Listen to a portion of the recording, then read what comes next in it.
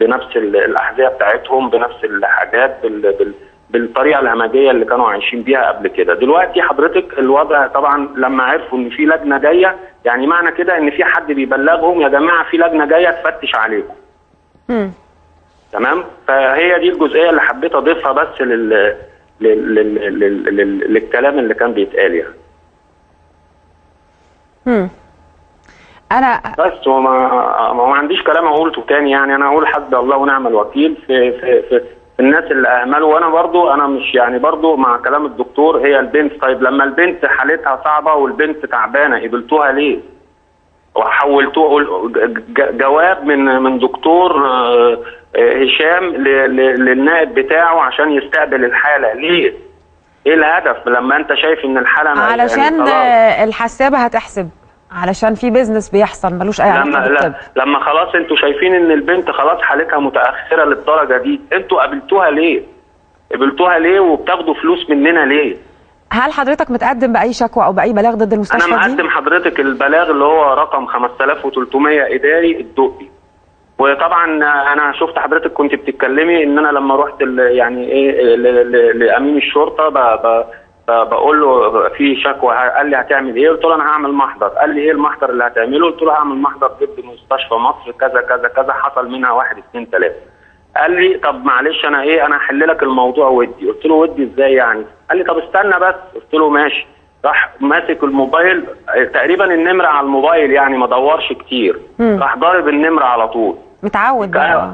ايوه يا دكتور. راح الدكتور رادد عليه، ما اعرفش، قال له في عندي فلان الفلاني جاي يعمل شكوى فيكو وبتاع عشان بنته في العنايه وبتاع. فالمهم ما اعرفش طبعا هو ايه اللي دار بينهم، فقفل مع الدكتور اللي هو فقفل معاه. بعد كده بقول له لقيته بيقول لي بص بقى انت تطلع على المستشفى 10 دقائق هتلاقي كل حاجه تمام. قلت له يعني انت دلوقتي مش عايز تعمل لي محضر؟ طبعا انا كنت منهار ومنفعل لان الوضع اللي انا شفت فيه بنتي وسابق المعامله اللي شفتها من الدكتور اللي اسمه محمد فكيه اللي هو كان مسؤول عن الرعايه. اسمه ايه؟ الدكتور محمد فكيه. فكيه؟ اللي هو كان مسؤول عن الرعايه في الوقت ده، واللي قال لمامتها بنتك في اعداد الموتى.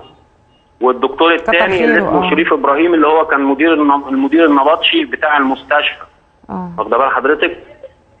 اللي انا حاولت اقابله وعشان اقابله نزل لي بيزعق لي وبيتكلم باسلوب مش كويس وحاطط لي 4 بودي جارد على باب العنايه المركزه. واخد بال حضرتك؟ هو بيزعل حضرتك ليه؟ هو حد قال له مثلا حضرتك بتتعالج ببلاش مثلا، او ده يعني انك جاي مثلا مش دافع حاجه، او ان انت مثلا يعني جاي مالكش حق، فيعني بيزعق ليه؟ ايه السبب؟ خير.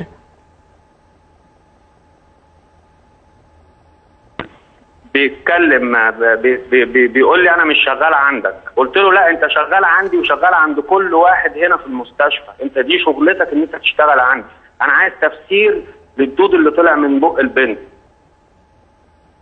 بيقول لها بق البنت فيه عفن والبنت حالتها صعبه وبقها فيه عفن.